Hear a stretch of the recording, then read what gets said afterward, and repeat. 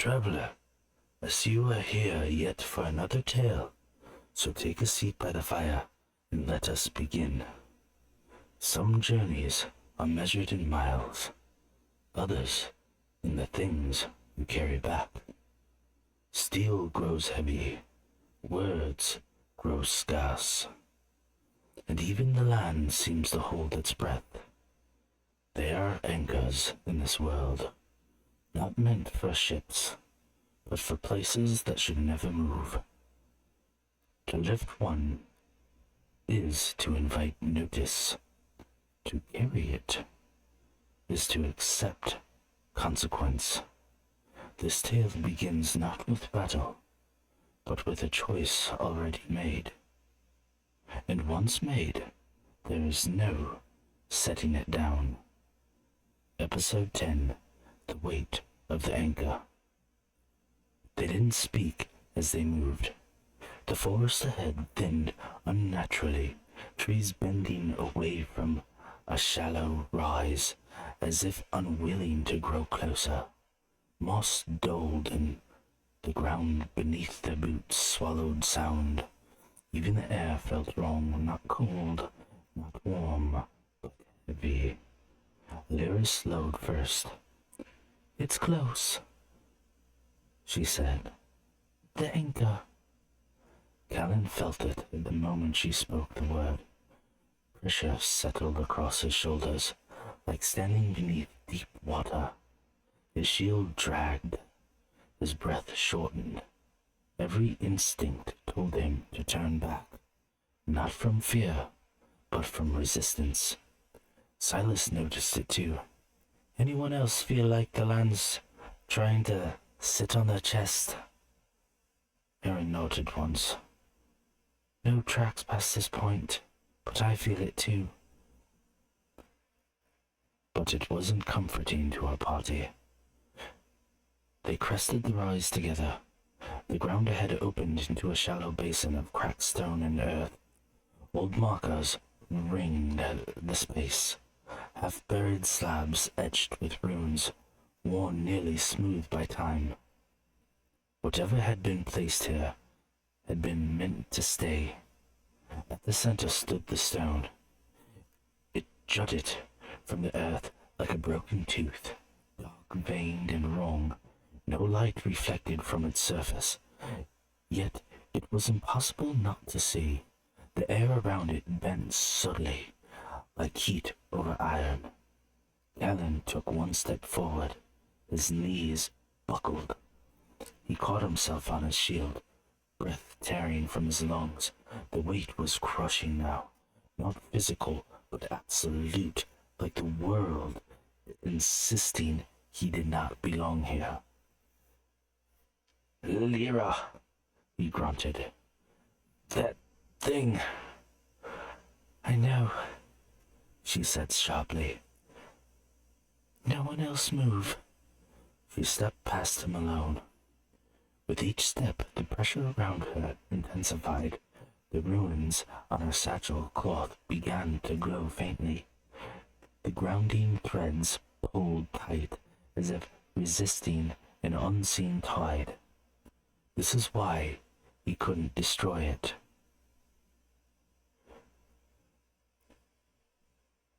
Voice strained, but steady.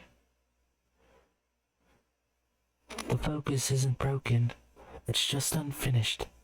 Anchored, but unbound." Silas frowned. Meaning it's doing exactly what it was told to do," she replied, "and nothing else." The stone pulsed, not outward, inward. The ground around the basin cracked. Shapes clawed free, not charging this time, not hunting. They rose slowly, deliberately, as if summoned by proximity alone. Callan forced himself upright. "Circle!" They formed it without question, backs nearly touching, steel and bow and blade ready. But Lyra stayed outside it. "No." Callan stopped. "Get back." "I can't." he said.